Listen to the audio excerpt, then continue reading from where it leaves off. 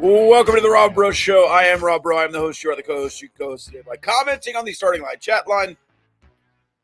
Starting Line chat line brought to you by Starting Line Counseling, startinglinecounseling.com for a free 15-minute consultation or live and in person in Gunner, Texas right now. If you're having a hard time, sometimes I make jokes about this, but really if you're having a hard time, if you're in this time of year, getting into the spring cleaning and you want to clean up some of the aspects of your life mentally, counseling is a great way to do it. I have gone to counseling, and if you want to have a counselor on your side and is also a Texas Tech graduate, you can go to Chase or someone else, but certainly reach out. All right, Michael dropping in. Good to be here, fellas. Been a while. Hate that Gas has completely lost the team and the program is doomed. Let's jump right into it. Two starters from the last 2 months of the season have jumped into the portal. Robert Jennings thrust into the starting role after a couple of injuries. And Pop Isaacs also now in the portal on the same day, hopped in there over Easter weekend, pun intended. We talked about it a lot last night on the Gauchos, so I've given a lot of my thoughts. Carson, I'll let you start, and then I'll kind of jump in with you. Let's start with Robert Jennings. Let's just do them together. Robert Jennings, Pop Isaacs, your thoughts on the portal? I think we said this, or I said this on Friday's show, is that, or whenever we saw that, who was it that went in the portal early last week? Kyron Lindsey. Yeah, Kyron Lindsey, yeah. Whenever we saw Kyron Lindsey's name go in there, I was like, don't be surprised if you see Pop Isaacs pop into the portal. I don't know if I said that on live or if I was just me and you and I were talking. I figured Robert Jennings would go in the portal. He's gone in the portal every year. Why not go again? And then Pop Isaacs, I think that to be honest, I'm not surprised, nor would I be upset if he did go somewhere else. Look, there's some things going on with his dad that maybe he wants to go closer to home. Maybe he goes and plays it at UNLV to be closer to home in Las Vegas. Maybe he goes and plays at Arizona State or Arizona. I know those are Big 12 teams next year. It doesn't miss on me, but in the things that have gone on here in Lubbock, or not here in Lubbock, but traveled home with him from this year, sometimes it's better for a change of scenery for all parties involved, right? And Pop is a good player. You don't want to lose a player like that. And obviously, we learned from his dad after the tournament that Pop's been playing injured, which makes sense somewhat of why he was not very good down the stretch, but it doesn't make any sense of why he's still taking the shots that he did down the stretch if he was that injured. You normally will play to your strengths at that point, which his strength was not shooting at the end of the year. We all saw that, but not surprised whatsoever about this move. I didn't get to watch y'all's Gambling Gauchos episode with you and Money Mainville last night, but I'm sure Money was kind of the same. He's not shocked that Pop Isaac's name popped up in the portal. And I wouldn't be shocked if Pop Isaac stayed either out of the portal. I wouldn't be shocked if he goes. So it just is what it is. I'm really not that upset. I'm not that fired up about it. I guess that's the overreaction. The underreaction is the overreaction, right? I figured this was going to happen. I just knew it was going to happen just by the year he had, and that includes on and off the floor. And his dad is very sick, and sometimes kids, if they're close to their parents, want to be close to home. I know when my mom was going through cancer, whenever I was in college, I wasn't living at home. Obviously I was going to school here in Lubbock, but we moved back home so that we could help with everything we could. So, and by we, I mean my brother and I. And so maybe Pop's the same way. Maybe he wants to go move closer to home, go to UNLV, live with Pops and be there for his last few months or years or whatever he has left. So at that point, it would be best wishes, and every point's going to be best wishes for Pop and his career, and do what's best for him. And what's best for Texas Tech is for Grant McCasland to go. And Robert Jennings probably saw the writing on the wall too. Like Devin Cambridge is coming back. Obviously, Cambridge is not a 6'10" guy. He's a 6'7" at the highest. But you're going to McCaslin and company are going to go out and get another 7-footer or somewhere around there, maybe 2. I would love it if you could bring 2 onto campus. That's the plan, sure. Yeah. And as far as Pop Isaacs go, I think guards are some of the easiest commodities out there in the transfer portal these days. So this is a long way of saying not surprised, and I'm not upset if he stays or leaves, right? Like, it's cool if he stays, cool if he leaves. Don't care. And I think in some respects, that's what the coaching staff said. Hey, if you guys want to come back, you're welcome to. Pop Isaacs, the NIL deal probably would be restructured in some ways. Right. And I'll say this. They probably were both, quote unquote, invited back under reduced roles. Yeah. I think you probably have the conversation with Pop Isaacs that says you took 160 more shots than anyone else on the team this year. You probably won't do that next year, or won't be asked to do that, or will be asked to not do that. And if those roles were discussed and they didn't want those roles in the college basketball world, you can leave. Yep. And you can go somewhere else. And if Pop Isaacs wants to be the guy somewhere, he can go be the guy somewhere. I don't think he would be the guy at Texas Tech next year if the recruiting goes well. I think that's the bottom line there. Also, just, needs to be said, Pop Isaacs also entered his Texas Tech journey with a hip injury and left his Texas Tech journey with a hip injury. So that's also part of it. If you have 2 years at one place and you have 2 injuries that are similar, that's, starting to be a problem. I think I forgot that he had come in with a hip injury, had surgery, and then didn't play or practice until the game started. He just jumped. He had surgery on his labrum, right? His labrum on his hip, or what was it? Or that's what when he first came. Yeah, that's what I don't remember exactly, but it was a hip injury. Now it's another hip injury. Right. So the hip seems fragile. Okay. If Pop Isaac shows up at UNLV or, one of those schools, Creighton, somewhere around in the couple of hours distance to Vegas or in Vegas, would not be surprised at all. If he ended even at Arizona State or something like that in the Big 12, none of that would surprise me. If he ended up at, I don't know, Kansas or Illinois, just to say 2 places that another player has gone. Texas, Texas, I would be very surprised. Not to say that Pop Isaacs isn't talented enough. I just don't think that's the direction of the transfer.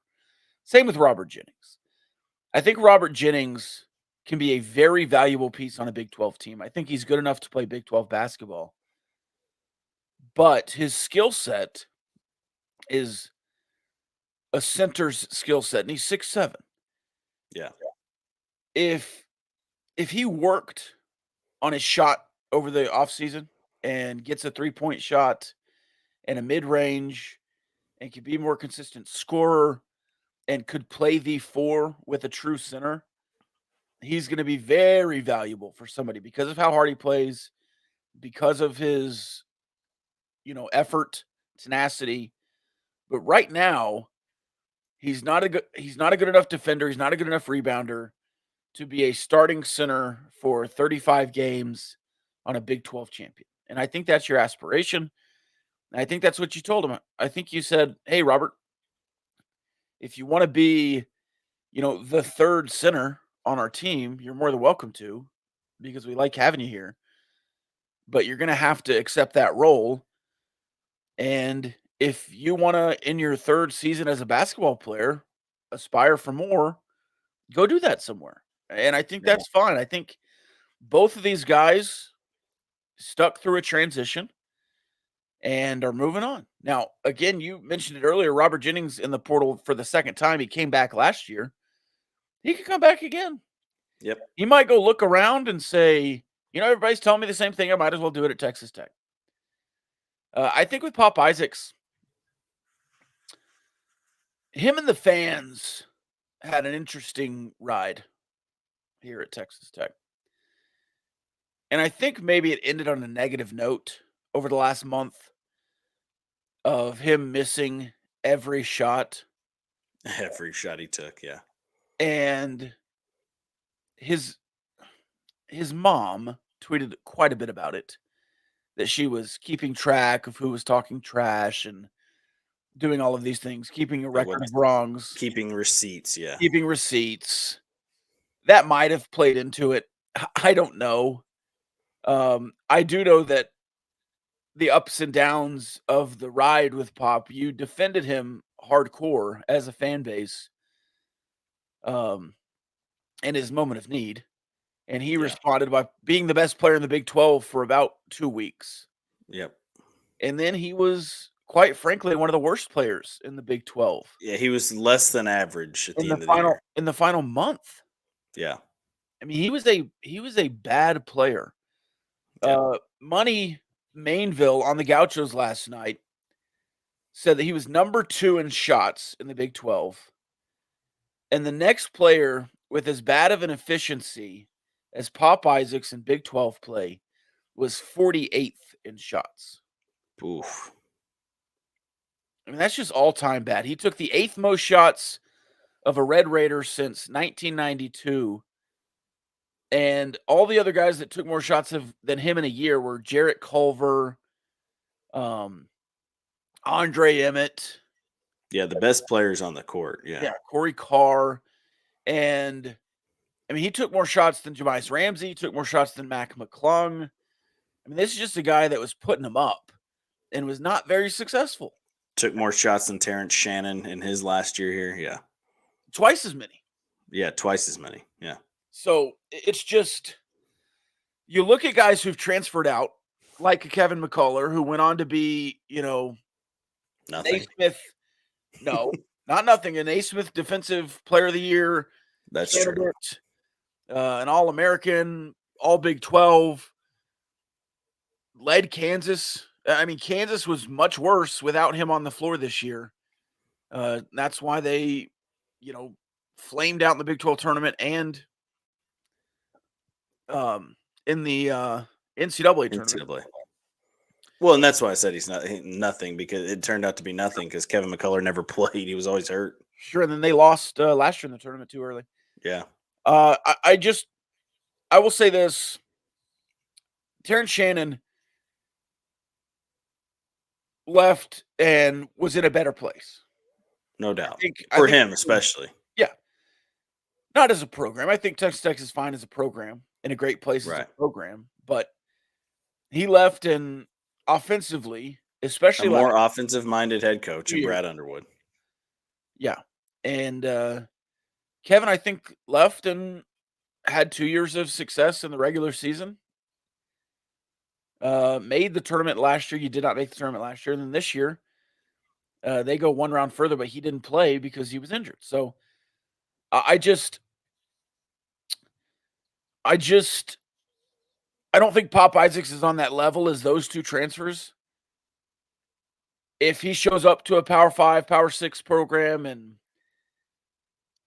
is a first-team conference player next year and has a big year, then fine, I'll eat some words, but I just don't think those three are on the same level.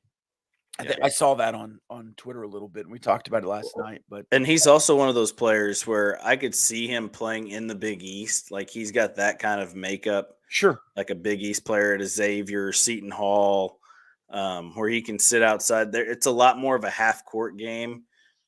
Sit outside, shoot. And he can rip Villanova's in the Big East. Yeah. And defensively, they're not as tough. Right. No. It's a different unless you're UConn. Yeah. But, I just it is one of those deals where I'm not upset, not surprised. And And sometimes it's time to move on when things were okay on the floor, off the floor, things were a little okay too. Like there's still some gray area and some things that, you know, not everybody knows facts too. And I don't think we ever will. Well, the civil case is not going away. Right. It Yeah. might go away tomorrow. Yeah. They're doing some filings. There were some filings last week we didn't talk about, where Right. Pop Isaac's lawyer requested that the John Doe that filed the lawsuit put his name on it. Yep. Um, so that's also there. I mean, you can't ignore that in a world where you're entering the transfer portal. You're entering it with some baggage. Yep. So And that baggage goes with you. It doesn't stay here in Lubbock. Yeah. That will go with you. It it went with Jet Duffy, and he went to 3 different universities before he found a place that would let him stay in one off season, yeah. in one off season. So, and it's a little bit of a different situation for Pop, I think, but Yeah. that's the only thing that we have here at Texas Tech that's similar. Duffy was a repeat offender, repeat, and Title IX found things on him. Right. Suspended for. So, anyway, that kind of stuff, hurts you too in the transfer portal a little bit. Yeah. That being said, like I said, I think Pop Isaac, he wants to go to UNLV. UNLV is a perfect fit. He will find a home. He's not one of those kids who's going to go out and be in the portal for 6 months and then end up at LCU or something. That's not that's not a shot at Ethan W. That's not a shot. No. By the way, I've not seen anything on Drew Steffi committing anywhere, and he's been in the portal for a long time. Yeah, I'm not either. So I wouldn't be surprised to see him end up at SMU or North Texas, somewhere like that that's closer to home where he's from. Maybe Blinn. So Dallas Baptist. That was a little bit of a shot. All right. Let's see. Division II Dallas Baptist. Let's move on to some baseball. Speaking of Dallas, we have to. Yeah, let's do baseball. Texas Tech baseball losing 2 of 3 to UCF.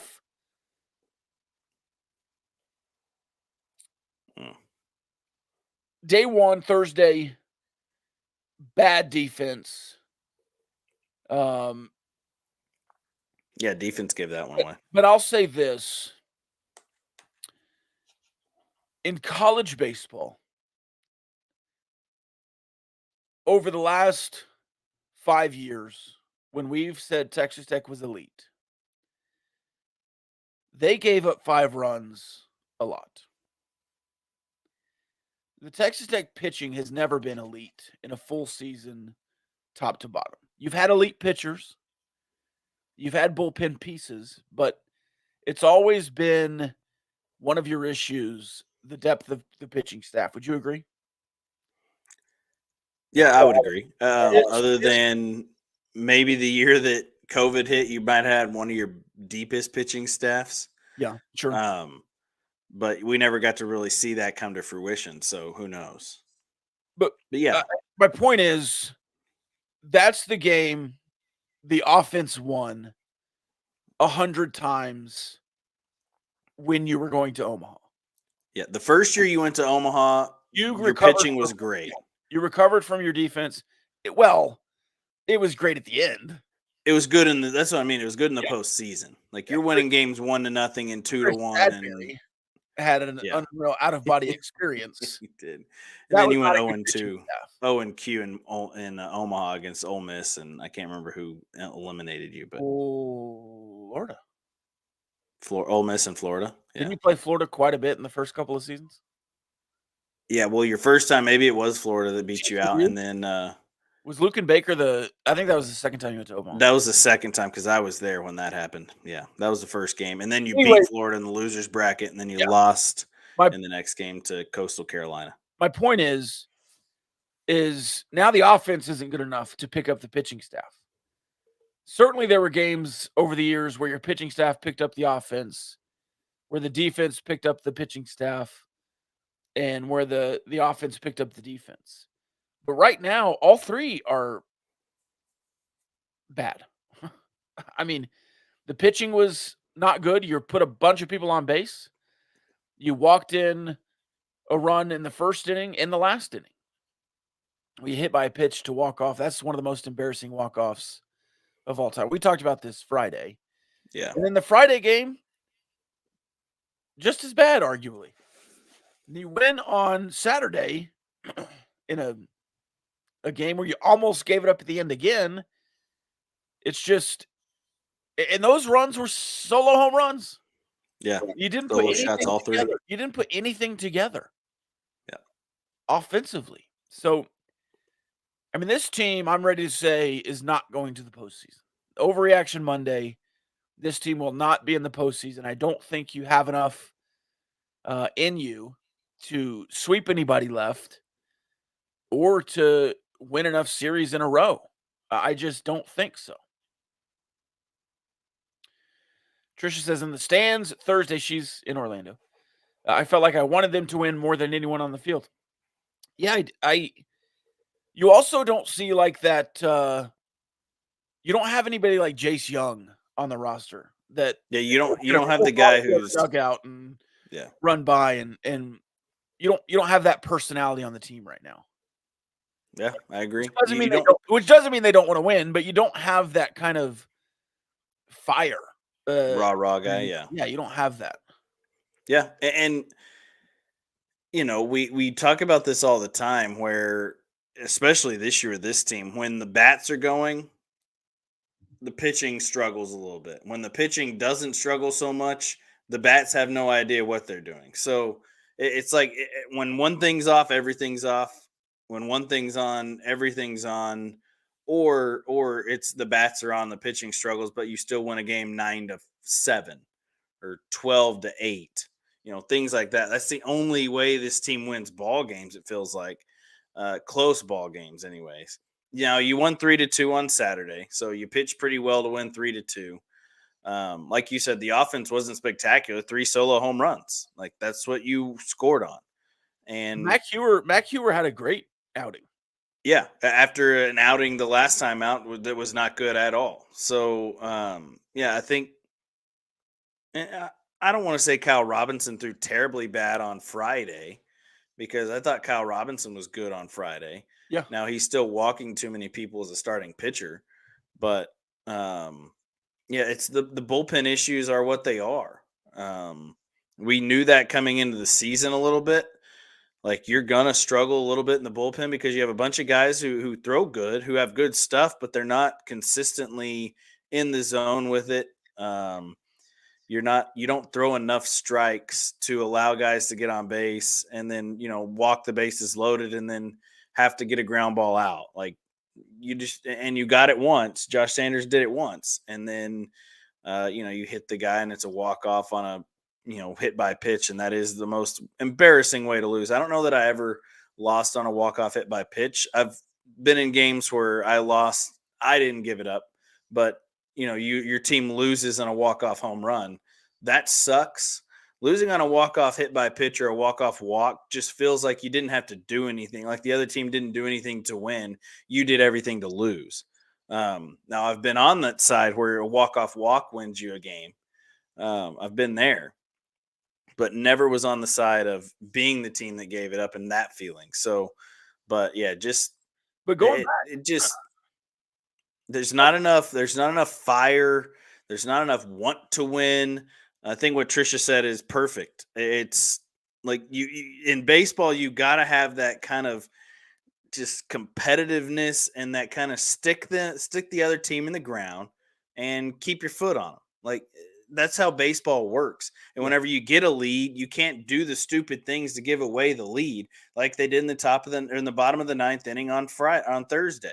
But if you go back to like 2016, bad baseball. If you go back to 2016 and Davis Martin is pitching 6 innings, 5 hits, 2 runs, 3 walks, and Trendon Parrish or whoever else was in the bullpen back then goes 2 innings, walks 1, and no hits. Well, he did it Saturday is when I said that, or Friday.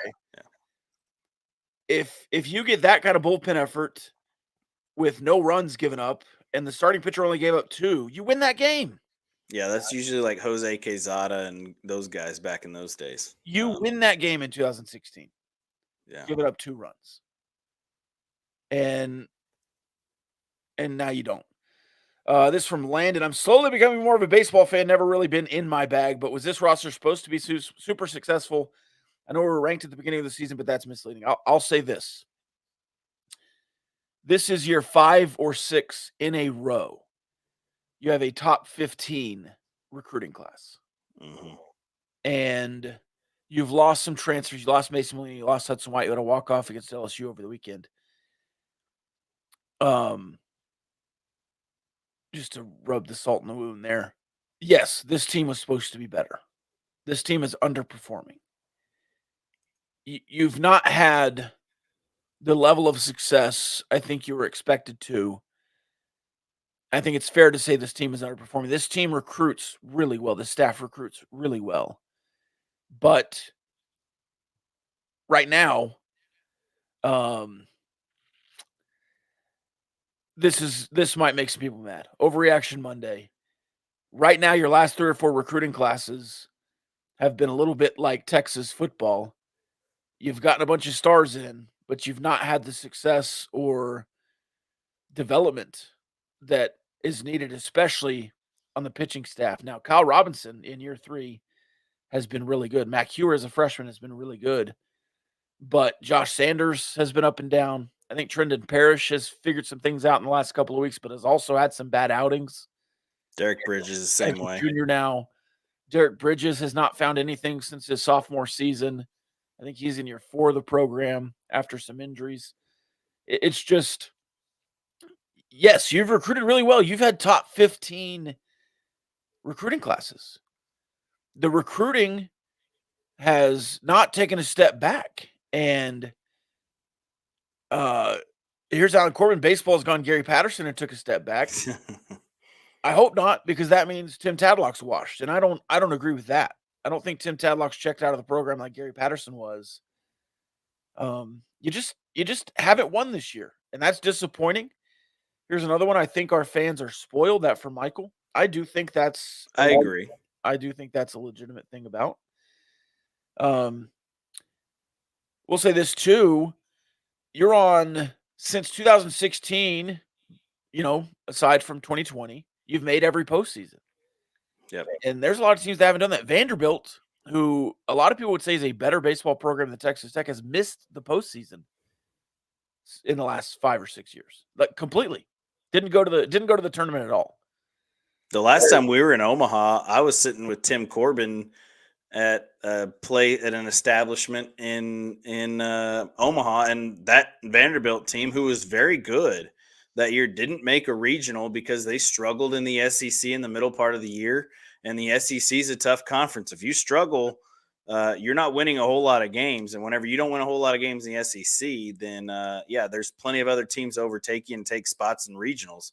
And Tim Corbin was one of those guys where he was like, we had a good team. We had a really good team. We thought we were a regional host, like could possibly be a regional host team starting that year. And they started off hot, and then middle of the year came and they struggled, and they really struggled. They played well at the end of the year to get themselves into the SEC tournament, and then they lost in the SEC tournament really fast, and they were done. So, yeah, you can have good teams. You can have good players. And in baseball, that's sometimes it just doesn't matter. Like, look at the New York Yankees over the last few years in Major League Baseball. They've bought great teams, but it just never pans out for them. Mississippi won national championships and then didn't make the postseason. The next season, we're not in the postseason. And that's with the same dudes for the most part. It's not like they're losing a ton of guys. They didn't lose 14 players off those teams. No. Like you lose some a lot of guys pieces. came back.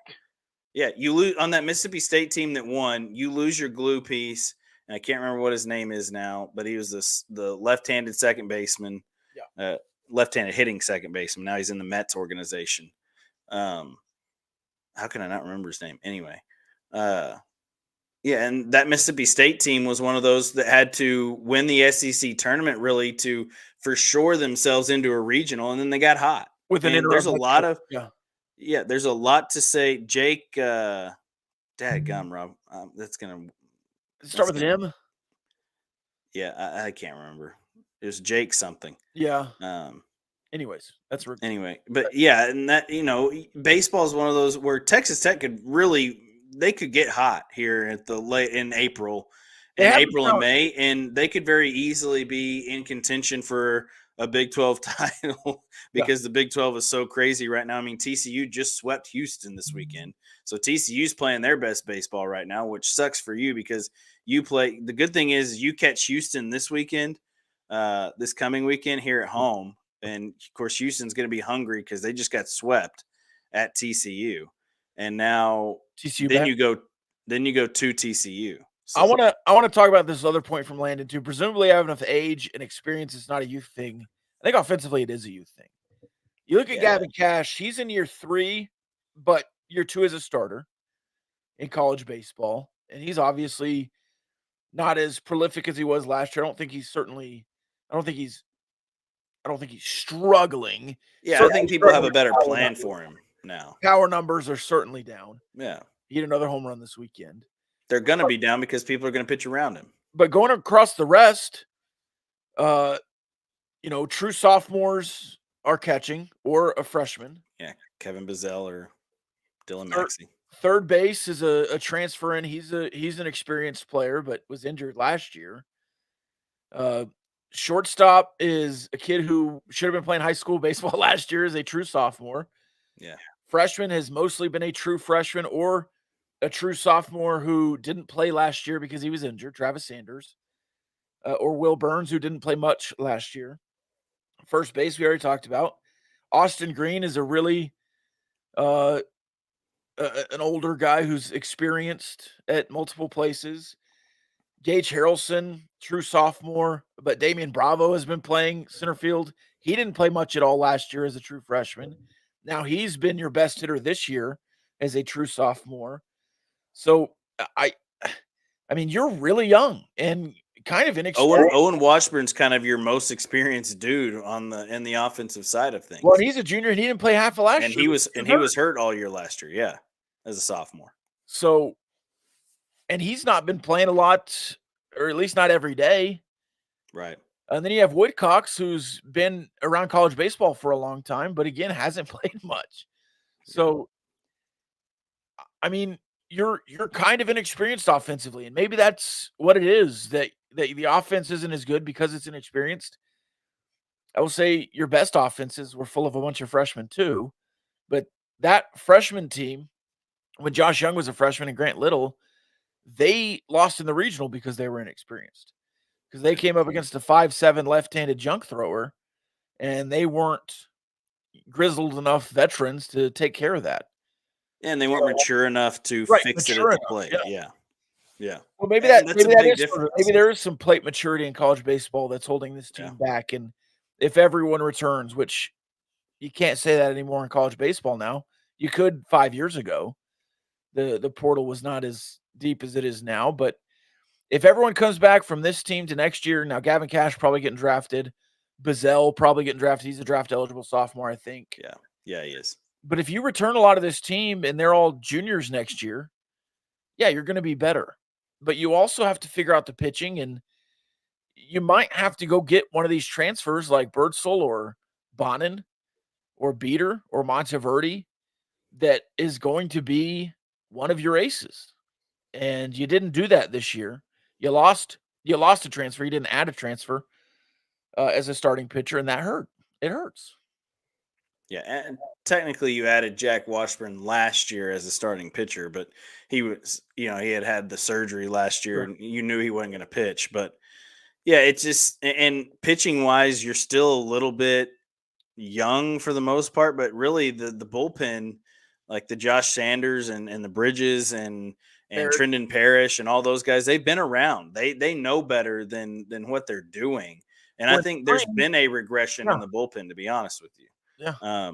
Over the last few years. It's just, and I don't know how much of that is coaching. I don't know how much of that is because if you look back to it, I mean, Matt Gardner has coached some really, really, really talented players. All these guys, Clayton Beater, coached by Matt Gardner. He's on the Yankees roster in opening day. He closes out the ninth in game 2 of the season against the Astros. 3 pitches. Yeah, 3 pitches, by the way. And so all these people that want Matt Gardner's head and all this stuff, I'm like, Matt Gardner's coaching these guys. He coached Parker Mashinsky. Mashinsky's up with the Astros. He coached Chase Hampton. Chase Hampton is very easily going to be a starter in the rotation or in the back into this bullpen for the Yankees at some point this year.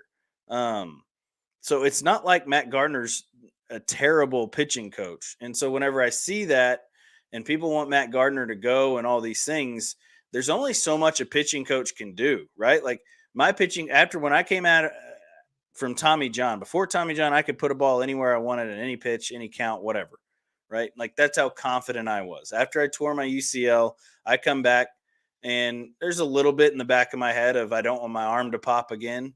And you're scared a little bit to throw. And that had nothing to do with my pitching coach. That had every bit to do with me. And the reason I'm not throwing strikes is because of me. Like that at some point, it's on the young man that's being given the baseball to execute pitches and throw freaking strikes. And I had to figure it out. And once I figured it out, I pitched a lot more. But if you don't, then you're not going to pitch a lot. But if everybody in the bullpen's doing the same thing, and they can't figure it out, then you have a problem. And Texas Tech right now has that issue a little bit of everybody in the bullpen's a little bit antsy and a little bit overstimulated or understimulated when they come out and they can't throw strikes for whatever reason. But that does not mean that it's the pitching coach that doesn't know what he's doing. I think so I have a hard time understanding the frustration with pitching coach versus – now, I don't like the pitch sequence that we went the other night. I don't like that. Like, that's where you can get on a pitching coach. Like, in a bases loaded with the winning run standing at third base, why are we throwing backdoor break or back foot breaking balls early in a count? And granted, maybe he didn't want a back foot break. Maybe it was supposed to be an outside breaking ball. We're supposed to backdoor it. And Josh Sanders doesn't execute a pitch and hits the guy in the back foot, and UCF walks it off. I don't know. But I don't like the pitch sequence sometimes. But when there have been pitchers in the past, I don't like the pitch sequence a lot of times whenever I pitched either, and I'm the one who called my own pitches. When I think there's a lot of instances on pitch sequence in the last 5 years, I think that's maybe building up to one of the reasons why people want Gardner out. But I want to go back to this Gary Patterson comment again. I've been thinking about it for the last 5 minutes. You know what? As a program, you have a certain expectation. Okay. You go back to Mike Leach in 2009, right before he's fired, by the way, talking to the team after struggling against Baylor in the final game of the year. He says, "You didn't catch 1,000 passes like Michael Crabtree last year. That was Michael Crabtree. You didn't throw 1 billion yards like Graham Harrell did. That was Graham Harrell. Those guys are gone." And I think right now Tim Tadlock could say, you didn't hit all of those home runs to get to Omaha. That was Josh Young. You didn't hit all those home runs to get to Omaha.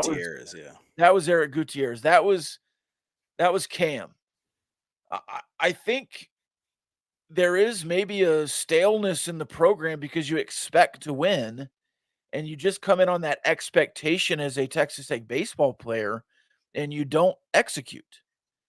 I think that's absolutely, actually, I just said absolutely and actually it's at the same time. I think that's a really good point. I think this team, and you can see it, they're not executing because I think there was just this innate expectation to come in and be a Red Raider baseball team. Now, is that coaching? Is that players? Is that whatever else? Maybe you need to miss the postseason to light another fire. I mean, you just had $13 million put into the program and that locker room oasis there. Maybe you need a punch in the throat to get back on track. I don't know. I do know that Tim Tadlock's going to keep recruiting well, but it's a lot harder to recruit when you're not going to Omaha every 4 years.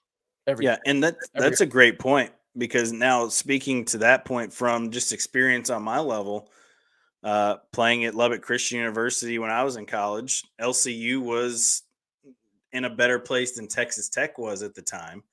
You're talking about an LCU team who we beat Tech uh, in a year. So that, and then we go from my sophomore year there, winning a national championship, bunch of great dudes on that team. Really, really close knit group. Didn't play a huge part in that as a sophomore. We had great arms in the bullpen.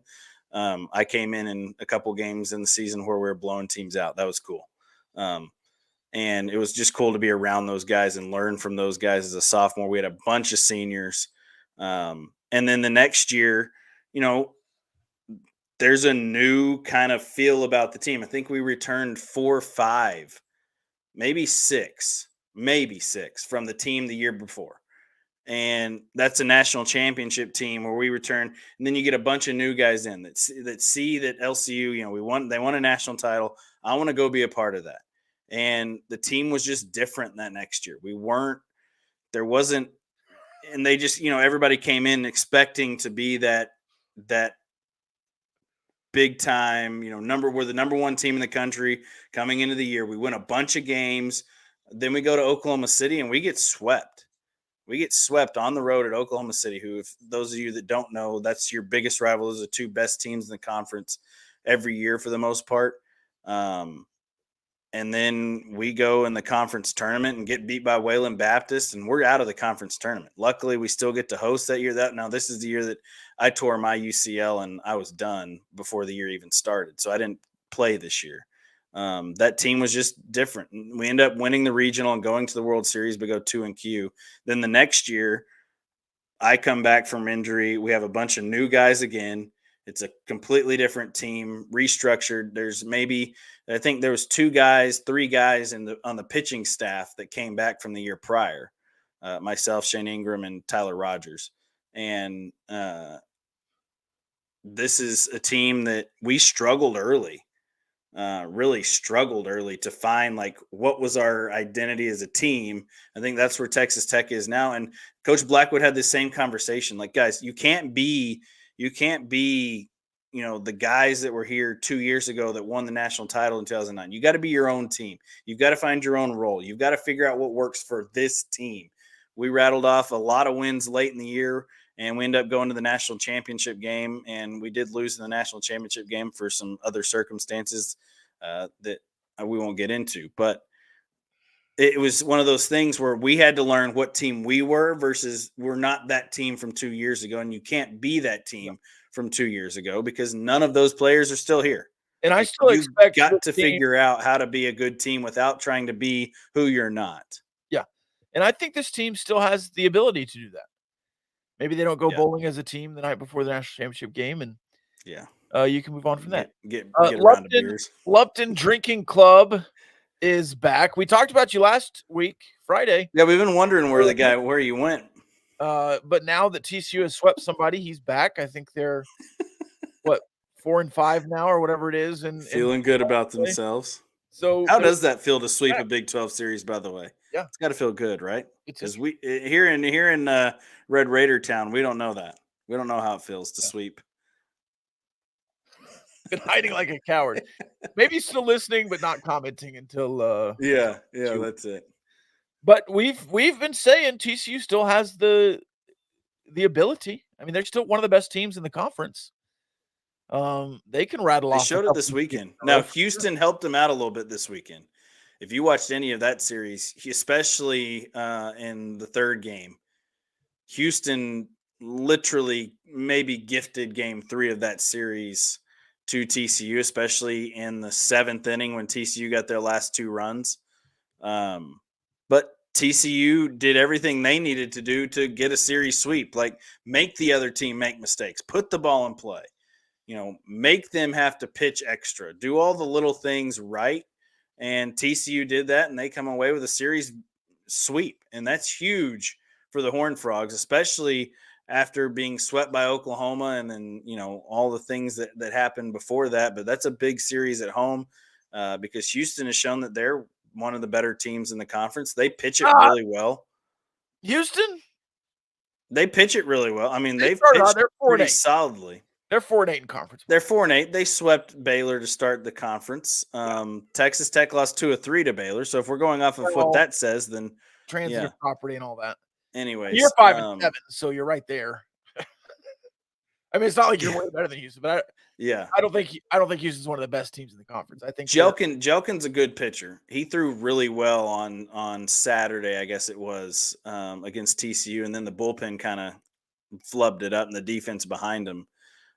They put a first baseman in the 7th that fell down when he was trying to go to put his foot on the base. He fell down. The shortstop throws an absolute dart to him, and to get out of the inning, first baseman falls down. Ball goes by him. TCU scores 2 runs to go up 6-4. That was huge in that game. That was huge in that series because Houston's trying to steal one on the road in the last game of the series. But yeah, Lupton said the key was that TCU didn't gift them a win like we have been. Yeah, Houston did that. So it's nice to see the other team do it. Yeah. It would be nice to see Texas Tech not gift other people wins too. That'd be cool. Texas Tech, TCU 5-7 in conference play. Then you have, oh my God, the Big 12 website's so stupid. Oklahoma 7-2, Kansas State, Texas 6-3, Kansas 7-5. Oklahoma State, West Virginia now above water at 5-4. They played this weekend. They played on Sunday, which nobody else did. UCF now 6-6 in conference play. Cincinnati 4-5. TCU, Texas Tech, Baylor all at 5-7. Houston, BYU both at 4-8. Next 2 series, we've said this several times. You know what? April, you're going to learn a lot about Texas State baseball. A lot. You're going to learn whether they're regional bound or not in April. 2 against Stanford, which you can say what you want about Stanford. There's still Stanford coming here. Yep. 3 against Houston, 2 against Arkansas, 3 against TCU. That's Arkansas at Baum. In the next, not in April, in the next 2 weeks. In the next 2 weeks, you will know if Texas Tech's going to a regional or not. Yeah. And it will be emphatic either way, I believe. Mm-hmm. I believe. So if you can sweep Houston at home, you give yourself a good opportunity to go to TCU. And look, I think stealing a game at TCU is a good thing because you're not supposed to go to Lupton and win a series. You're definitely not supposed to go to Lupton and sweep TCU like Oklahoma did. So what Oklahoma did is kind of one of those deals where you're like, wow, maybe this Oklahoma team is pretty solid. Skip Johnson put together another good ball club after going to Omaha 2 years ago. And last year they struggled a little bit. And Skip Johnson's kind of one of those guys who he'll have a good team and then they'll be okay for a year and then they'll have another good team. So it's one of those deals where Oklahoma is very well could be the best team in the Big 12, and they've kind of shown that for the most part. They're 7-2. They certainly are right now. Yeah. Yeah. And TCU and Texas Tech and a couple of the other teams that were picked in the top, even Texas has some work to do to dethrone Oklahoma from the top of this conference. And I think Texas and Oklahoma play the last conference series of the year. Is that Oklahoma State Bedlam that plays the last conference series of the year? I couldn't remember if Texas and OU do or. I think it's Bedlam, but I could look it up. Yeah. So, but I think neither. Bedlam is next weekend. Oh, are they playing them this weekend? Two at Oklahoma State and one at Oklahoma, or just all in Stillwater? All in Stillwater. Okay. They used to play one at each ballpark and then one in Tulsa or Oklahoma City. Yeah. Here's Oklahoma's schedule. You ready? At Oklahoma State, I'm not going to give you the midweeks. At Oklahoma State, hosting Kansas State. At BYU, hosting Texas. It's the end of April. In Lubbock. At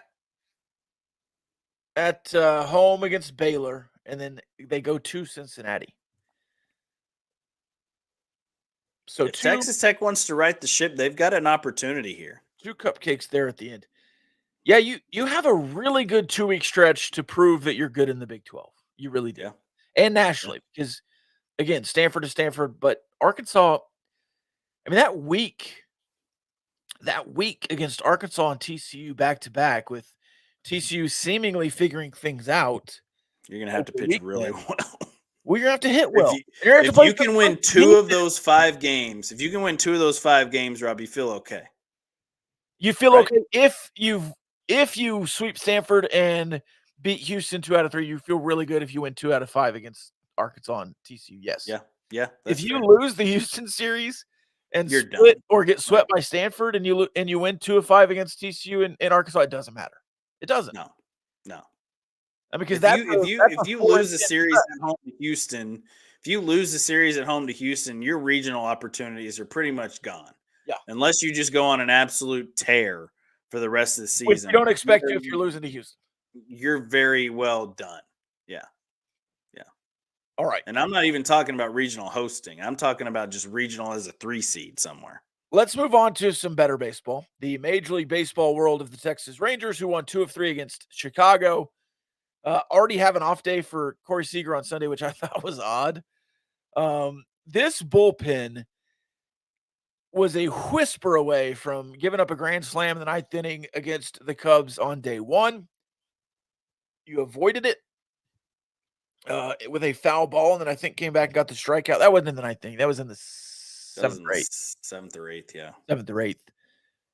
You look pretty good after you have a bunch of insurance runs there on game 2 on Saturday. And then you have kind of a classic Rangers blow up on Sunday. But in Major League Baseball, 2 out of 3 win a series, and you're going to go a long ways. So, Especially against a win a team like series, the Cubs that are yep, going to compete for a competitive. division. Competitive. So, series win against the Cubs. You're marking it up as a great weekend for the Texas Rangers. The Astros, just because we can, and they live rent free a little bit, losing a bunch of games to the Yankees. Their bullpen looks much worse than the Rangers right now. It's one series in. I think the Yankees probably a better offense than the Cubs, but good weekend, good opening weekend for the Texas Rangers fans that are scoreboard watching the Astros and trying to play their own games. Yeah, and look, it's a 162 game Yep. long run Sure. in the Major League Baseball season. So even if you would have gone 0-3 here in the first weekend, you wouldn't have felt great. You don't feel great. Like Cubs fans were in a little bit of a panic mode, especially after the 11-2 blowout yesterday. Or Saturday. Yeah. Not yesterday. Yesterday you won. But and Justin Steele going down in game 1 looks like a hamstring injury. I think they put him on the 10-day right now. So that's a good sign for the Cubs fans. But yeah, it's a good series for the Rangers. You come out and win opening day. You win big 11-2 on getting your rings night. That's a cool moment. It's a cool night for everybody in the ballpark. And then, the Cubs beat you in a game. So cool. And Major League Baseball, you said it, winning series is a big deal. And I think that's how it is in any level of baseball, to be honest. If you can win series, you're going to be very successful. And now the Rangers go on the road to start up a road trip here with the Rays. You get the Rays, and then you go and you're back home against the Astros for 4 games. So that'll be a fun time too. This coming weekend in the Metroplex, Friday, Saturday, Sunday, Monday, the Astros and Rangers, the 2 top teams in what everybody thinks will be this division this year, Yep. along with the Mariners. So, and then you get the A's and you get the Astros again in Houston. So the month of April is going to be fun for the Rangers. As far as getting the Astros twice, you normally don't see that a whole lot early in the season, but we'll see how both of these teams stack up with each other, because it's going to be a long 162 games, now 159 games for both of these 2 teams, what they have left. So Won't spend much time on the Rangers because it is, again, 162 games. yeah. Josh Young, Wyatt Langford, Evan Carter, all credible. Not incredible. Did you think John Gray was good yesterday, or do you think he struggled? Bad first inning. Yeah. I thought he dialed in a little bit, but And then the bullpen was pretty good until Jose Leclerc came in and gave up 4 runs in the 9th. yeah, Jose Leclerc. Doing Jose Leclerc things. Yeah, regular season Jose Leclerc has not been good Yeah. in several years. No. Which is so frustrating because he has incredible stuff. He does. So good. He But just if it's not in the zone, it's not good at all. can't locate. Michael says 477 outs to go. I'm That's glad you great. did the math there. That's tough. Well, it's 162. I guess. That's 159 times 27. Well, but some games you don't have to get. Yeah, that's not close. Some at games all. you won't get 9 outs. Yeah, you don't have to get 9 innings of outs in That's- some games yeah. because you lose. He says that's so wrong. Yeah. There you go. I think he 4,293 outs. Yeah, that feels was more just right. doing 1 inning of outs. He was doing a That closer. feels more math. right. He was doing closer. Yeah. math. Yeah, Jose Leclerc may need to get 477 outs. Yeah. Yeah, you got it. You corrected it. 42.93. Yeah, that's home games. Home games if you're not going to extras or going to extras, whatever it is. Yeah. Because sometimes it's 24 outs in a baseball game. Oh no, you always have to get 27 outs. You just don't always get outed 27 times. Right. You always have to get and 27 outs. yeah, if you lose a game, yeah. Yeah, but That's you're true. still having to get the Yeah, other you always have to get 27 outs. Yeah, that's true. at least. Could be 30, could be 30. Well, unless you're the visiting team. If you're the visiting team, you don't have to get the home team out 27 times if you lose. Yes, you do. Oh, if you lose. Not if you That's lose. That's true. Yeah. I was thinking of the wins. You get 24 outs in those games. Yeah. Yeah. It all evens out. At least 4,239 outs. Yeah, Austin said extra innings. You never know. That's true. All right. One last point. And you already played 1 extra innings game this year. This from David Collier, the legendary David Collier, who has a Funko Pop as his Twitter profile picture. A Funko Pop of himself, by the way. I wonder if that was I don't know what AI that generated. is. You don't know what a Funko Pop is? I'm looking it up now. One of these things. Oh, okay. Big head things. This is Razor Ramon Funko Pop. Later known as Scott Hall. In the Yes, WC. he does. All right. That is definitely David Collier is one of those things. But I wonder if that's AI generated or if he actually has one. I mean, I'm sure he's got one. Are you saying David Collier is vain enough to have a pop of himself? Yes. All Or those somebody dudes- got it for him. All those sports news guys are. Yeah. Anyways, that was a cheap shot at David Collier. He'd take a cheap shot right back at us if he was here. Let's see. He says Texas Tech has had some tough draws during their last 5 NCAA tournament games. Are you ready for this? Yeah, Since I'm looking at 2018. it actually right now. You lost to Villanova. They were the national champion. You lost to Virginia.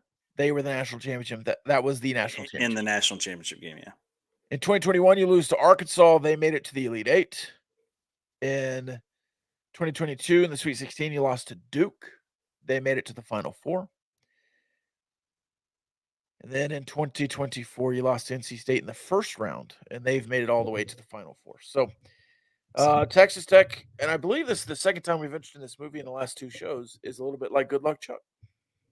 A little bit. So there you go. Yeah, and NC right. State is, for all the people that thought the NC State loss was terrible and all these things, NC State, pretty good basketball team. They've figured out a recipe right here, Rob. You're talking about a coach that was on the hot seat in the first round of the ACC tournament. They were down to Louisville. They were getting beat by Louisville at halftime in their first round game of the ACC tournament. And they come around and they win, and they just keep winning. And in their second game, second round, of the second round of the ACC tournament, they are down 3 with like 5 seconds left. Yeah. And Virginia misses a free throw. Yep. They tie the game. Leaves the door open. And then you go to overtime and they win that game too. So yep. Virginia Team of destiny. Virginia has screwed us twice. Jimmy V's helping them along. All right. So that's all I have. You want to talk about the UFL opening weekend? I thought we were No, I planned that. Were you pleased with what you saw in the UFL? I watched a couple games. I planned here and there. Didn't watch the whole games. I planned on it. I was winning NBA championships with my nephew yesterday in the afternoon. I didn't. Nice. We both made our own guy. Which nephew? The youngest one, Kyler, was his Okay. birthday, Easter weekend. Yeah. I made a center, averaged 15, 20, and 10. Little NBA 2K. Yeah, yeah, Mm. it's a fun time.